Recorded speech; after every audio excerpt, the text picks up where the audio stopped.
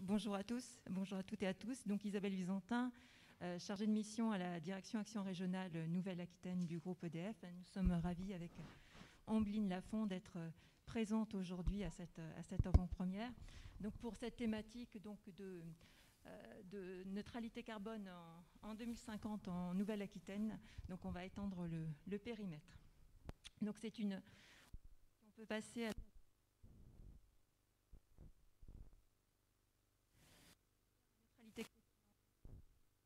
Aquitaine, donc une ambition qui nous anime tous. Donc, ouais, merci.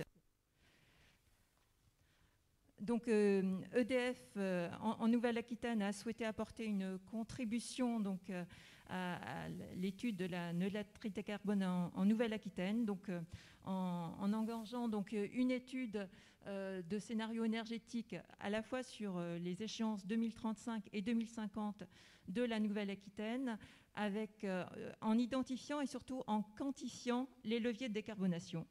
Et cela sur la base de 3 piliers. Un premier pilier qui est l'expertise d'EDF R&D qui avait réalisé ou qui est en cours de réalisation de ces études sur la France métropolitaine. Un second pilier qui est le cadre régional néo-aquitain que vous connaissez tous, le SRADET avec les objectifs 2050, la feuille de route politique Néoterra, les rapports scientifiques à Climaterra et Ecobiose. Et pour information, donc, cette étude de prospective est inscrite dans la convention EDF Région qui a été signée en 2019. Donc la région a suivi cette étude comme d'autres partenaires. Et le troisième pilier, c'est la sollicitation des compétences régionales. Donc on se fonde bien sûr sur les études de l'AREC en termes d'émissions de gaz à effet de serre ou de consommation énergétique. Et nous avons souhaité aussi associer les experts et les compétences à la maille régionale sur cette étude-là en organisant des ateliers à chaque étape, donc avec notamment une première étape lors du cadrage de l'étude ou une nouvelle étape aussi lors des analyses sectorielles transport-bâtiment. Donc l'étude s'est déroulée au fil de l'année 2020 et Ambline Lafond, qui a réalisé cette étude, va vous présenter à la fois la méthodologie et les résultats en termes de levier de décarbonation. Merci. Merci Isabelle.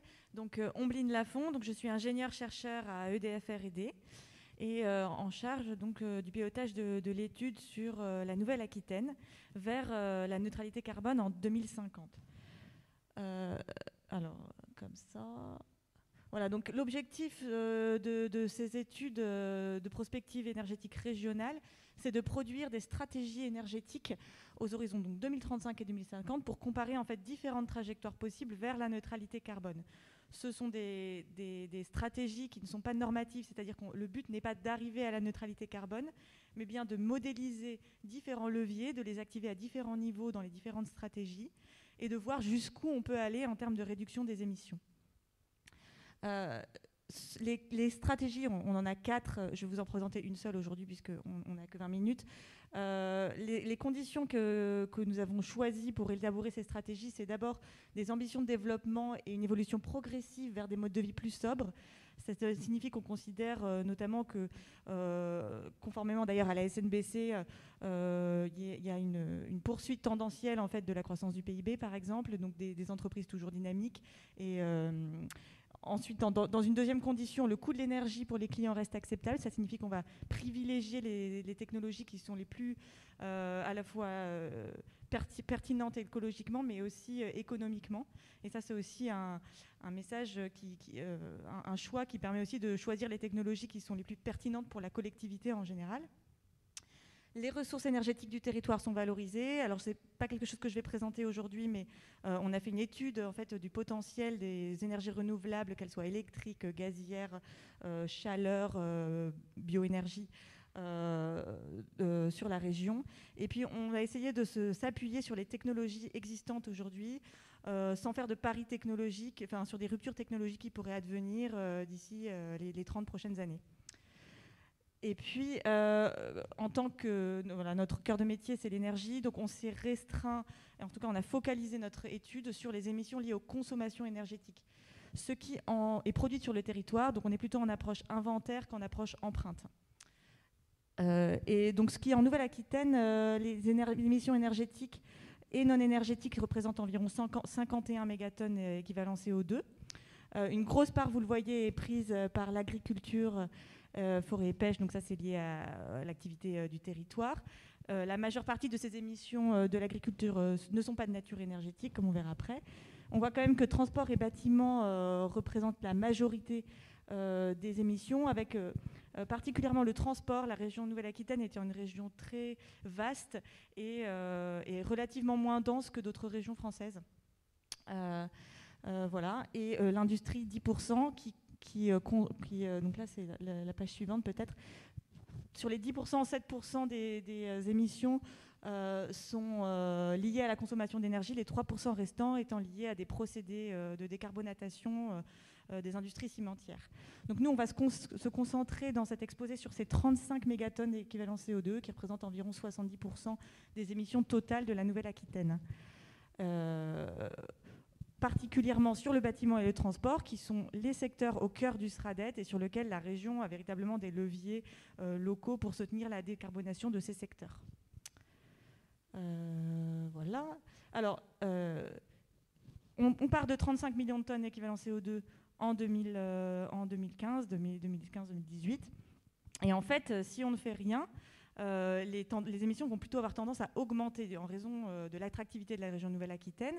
L'INSEE prévoit environ 1 million d'habitants supplémentaires d'ici 2050, une augmentation du PIB. Et donc, en fait, les émissions vont avoir naturellement tendance à augmenter. Et de 35 millions de tonnes équivalent CO2, on va passer à près de 45. Donc, on prend en fait 10 mégatonnes, rien qu'avec l'augmentation tendancielle de la population et du PIB. Donc, la question qu'on se pose dans cet exposé, c'est comment inverser la tendance. Et donc, pour cela, on propose de réfléchir à la décarbonation avec trois grands leviers. Les deux premiers qui sont donc les économies d'énergie, donc à la fois l'efficacité énergétique, donc isoler les maisons, les performances des équipements technologiques, et puis tout ce qui concerne plutôt des efforts qu'on pourrait appeler de sobriété, avec voilà, par exemple moins chauffer les maisons, par exemple se déplacer moins, augmenter le taux de remplissage des véhicules qui pour l'instant est en chute libre. La densification également, donc ça veut dire moins d'étalement urbain. Ensuite, un deuxième levier qui est la substitution d'usage des énergies, c'est-à-dire que si pour un même usage, vous utilisez une énergie qui émet moins, en fait, naturellement, vous décarbonez immédiatement. En fait, si vous changez votre chaudière fuel avec une pompe à chaleur, une chaudière bois, en fait, même si vous n'avez pas isolé votre maison, alors il faut isoler parce que sinon ça ne marche pas, le chauffage bois et compagnie, mais en fait, vous gagnez directement en termes d'émissions de CO2. Donc là, il y a un exemple également sur le transport. Et puis, le dernier levier, c'est bien évidemment la décarbonation de la production d'énergie. Ça va être le biométhane dans les réseaux de gaz en ce qui concerne le vecteur gaz. L'électricité est déjà très décarbonée en France, mais le sera encore davantage à l'avenir avec la fermeture des centrales charbon et fuel, pardon. Et puis, bien sûr, les réseaux de chaleur néo-aquitains qui sont déjà parmi les plus décarbonés de France, qui vont encore se décarboner davantage avec l'ajout de bois, géothermie et déchets. Donc, cette partie-là, en fait, va avoir un impact sur le facteur d'émission, donc la quantité qui permet de convertir les consommations d'énergie en émissions. Ces facteurs d'émission qu'aujourd'hui on prend ceux de l'ADEME là dans l'étude vont décroître en fait d'ici 2050, notamment pour donc gaz, réseau de chaleur et électricité. Et donc ces facteurs d'émission sont pris au périmètre France, à l'exception de la chaleur, dans lequel les réseaux sont très locaux. Voilà, donc comment en fait on va articuler au mieux ces trois leviers. Et donc là je vais vous présenter le choix qui a été fait dans la stratégie de décarbonation, où en fait on a pioché un peu dans chacun des trois. Ce qui est intéressant de noter, c'est que donc, sur ces trois leviers, en fait, certains gestes de transition vont agir sur les trois. Si je prends l'exemple de la voiture électrique, par exemple, le moteur électrique est 3 fois plus performant que le moteur thermique. Donc on va faire des économies d'énergie. Pour faire le même nombre de kilomètres, on va utiliser moins de kilowattheures. On substitue les usages des énergies. Donc au lieu d'avoir le facteur d'émission très élevé des produits pétroliers, on va se retrouver avec le facteur d'émission relativement faible de l'électricité. Et puis, comme l'électricité va se décarboner encore d'ici 2050, eh ben, on gagne également sur le troisième levier. Et on peut faire le même raisonnement avec les pompes à chaleur, par exemple. Donc là, je vais vous présenter donc, la stratégie décarbonation, juste pour vous dire qu'on a étudié 3 autres stratégies que je vous montrerai très rapidement à la toute fin de l'exposé. Et notamment une qui va privilégier les leviers donc plutôt d'efficacité énergétique. Donc plutôt que, par exemple, si je reprends l'exemple de la voiture électrique, faire un maximum des voitures électriques va plutôt tabler sur l'efficacité des moteurs thermiques, par exemple, ce qui permet de comparer un peu les différents choix. En termes de méthodologie, donc ce qui a été fait pour chacun des secteurs, c'est d'abord un état des lieux avec une analyse assez fine à la maille territoriale. Est-ce que j'ai un petit truc là? Ouais. De chacun des types de territoires. Donc ici, ce qui est représenté, c'est les territoires ruraux, polarisés, les centres grands pôles, petits pôles, banlieues, etc. Et puis dans chacun de ces territoires, quels sont en fait les modes de déplacement? Donc on voit que sur le transport, c'est essentiellement des produits pétroliers. Ensuite, on fait des hypothèses pour chacune des stratégies, activité du fret, nombre de déplacements, le report modal, changement de technologie, taux de remplissage des véhicules, par exemple, et conso unitaire des moteurs thermiques. Nous avons à EDF RID la chance d'avoir des travaux des modèles très élaborés sur le transport et le bâtiment. Donc sur le transport, ça s'appelle PES Mobilité, et donc qui exploite en fait les données des enquêtes nationales transport et déplacement, mobilité, et qui, grâce à ce modèle-là, permet de convertir en fait les types de déplacements en bilan énergie CO2. Et enfin, donc, une fois qu'on a fait ces 3 étapes-là, on a des résultats en termes de consommation d'énergie, émissions, également des éléments de coût et comparaison avec la cible SRADET qui, dans le cas de Nouvelle-Aquitaine, est très détaillée. Ce sont des cibles, donc peut-être en termes de levier, c'est moins détaillé que le travail que nous, on a fait, mais ça permet d'avoir une comparaison de ce que nous, on fait, donc, dans lesquels la consommation d'énergie et les émissions sont une résultante et non pas une cible. Voilà. Je poursuis. Donc ici, vous voyez donc, dans la stratégie décarbonation, donc, ce que je vous disais, naturellement, on perd presque 10 millions de tonnes d'équivalent CO2 juste avec l'augmentation de la population et du PIB. Et dans le bâtiment, on a donc 2 grands leviers, l'efficacité énergétique, donc ça c'est l'isolation, donc la disparition complète des passoires thermiques, et puis le remplacement du mode de chauffage vers des modes de production bas carbone, type chaudière bois et pompe à chaleur. J'avance rapidement parce qu'on n'a que 20 minutes, mais donc dans le transport, 3 types de leviers, donc tout ce qui concerne l'aménagement du territoire et la sobriété, donc diminution du nombre de déplacements, augmentation du taux de remplissage, du covoiturage et compagnie, et donc qui permet d'éviter quand même 1/4 des émissions avec beaucoup d'autres co-bénéfices type santé, congestion. Donc ce premier pilier-là est très important. Ensuite, il y a tout ce qui concerne les changements de vecteurs énergétiques, donc véhicules électriques, hydrogène et gaz. Je n'ai pas noté hydrogène parce que on considère que la mobilité hydrogène est une mobilité électrique, c'est un moteur électrique, et en plus l'hydrogène est produit avec l'électricité. Et puis efficacité des moteurs thermiques, donc là alors dans le transport passager, on considère dans cette stratégie 90% de véhicules électriques à horizon 2050. Donc sur les 10% restants, on fait de l'efficacité des moteurs thermiques, et c'est ça qui permet d'obtenir ce dernier pilier. Sur l'industrie, donc là c'est une diminution qui est liée à l'efficacité énergétique, mais sur les vecteurs les plus émissifs, type charbon et pétrole. Je suis obligée d'aller très vite, je suis désolée. Ensuite, sur l'agriculture, donc là, c'est que la partie énergétique de l'agriculture, hein, donc ça représente assez peu.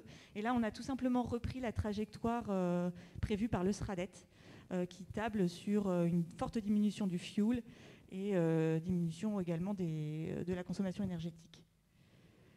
Enfin, il y a ce dernier levier dont je vous parlais, qui était la décarbonation de l'électricité, du gaz et de la chaleur. Donc en fait, là, tous ces leviers-là sont pris à facteur d'émission constant, donc actuel, pour le bâtiment et le transport. Et puis ensuite, on a en fait par secteur la consommation d'énergie et on peut convertir ça en changeant la décarbonation, en changeant le facteur d'émission.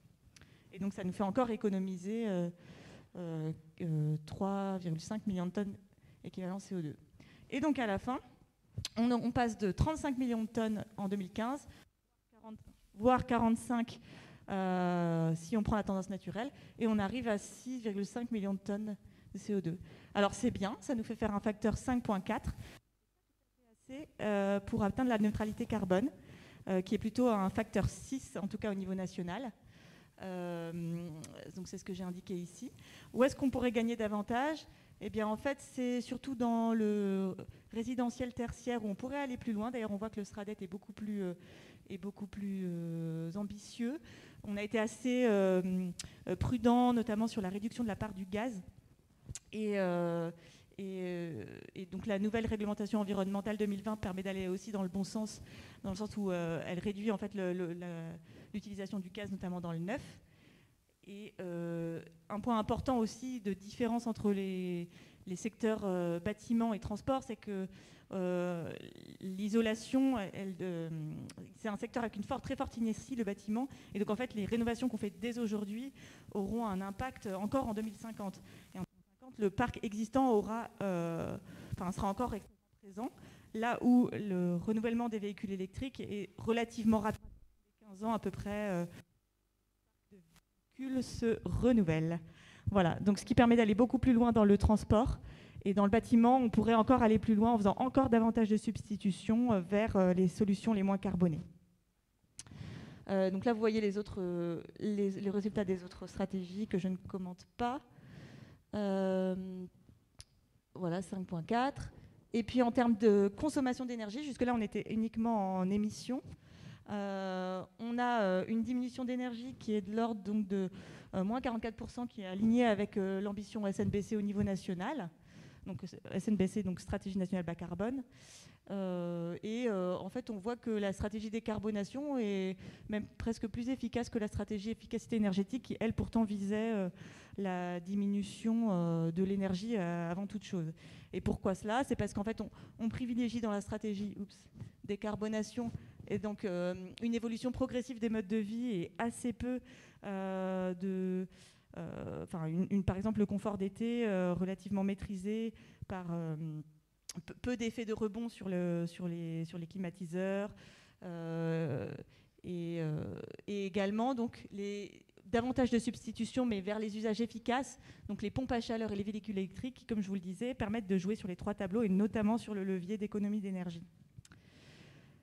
Voilà, donc j'ai été très rapide parce que le timing, voilà, pressait. Donc, vers la neutralité carbone en 20 minutes. Donc, la stratégie décarbonation réaliste permet de diviser par plus de 5 les émissions énergétiques et de diminuer de 44% la consommation finale. Donc là, c'est encore un message donc, sur les technologies efficaces que sont pompes à chaleur et véhicules électriques qui permet de jouer sur les trois tableaux. Les usages du gaz sont encore importants en 2050 et donc le gaz renouvelable, qui est une ressource précieuse mais aussi rare, est à privilégier sur les usages difficilement substituables comme l'industrie notamment. Voilà. Donc, sur le transport, la sobriété et la politique transport permet d'économiser quand même un quart des émissions et la mobilité électrique est vraiment incontournable pour décarboner en profondeur. Sur le bâtiment, l'isolation économiquement viable est absolument nécessaire, sachant que plus on isole, moins les gains incrémentaux d'isolation sont efficaces. Donc finalement, il faut vraiment isoler au bon niveau. Et puis le changement du mode de chauffage est finalement le premier levier. C'est ce qu'on voyait ici. Voilà. Donc là, c'est quand même le remplacement du mode de chauffage qui est le levier qui amène le plus de réduction. Et puis, je ne l'ai pas indiqué, mais nous avons également fait un travail sur l'électricité renouvelable, mais pas que. Et donc, on peut atteindre près de 40 TWh d'électricité renouvelable en région d'ici 2035. Voilà, désolée, c'était un peu le sprint. Je vous remercie.